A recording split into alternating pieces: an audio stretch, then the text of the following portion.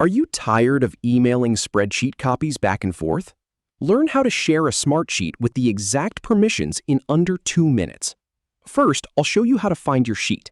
Then, we'll walk through the sharing menu, set permissions, and send the invite. Start by navigating to your Smartsheet homepage where all your sheets are listed. Then, open the sheet you want to share by clicking on its name. Now, click on the Share button at the top right corner of the screen. In the sharing menu that appears, click on Sheet to set permissions for the entire sheet.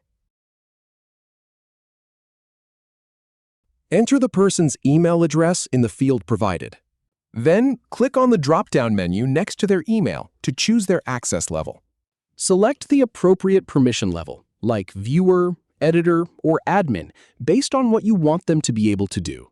You can add an optional message to let them know why you're sharing, but it's not required. Finally, click Share to send the invitation, and you're all set. If you have any feedback, or if any info is inaccurate, please leave a comment below. We'll do our best to answer or redo the video if needed. Thanks for watching.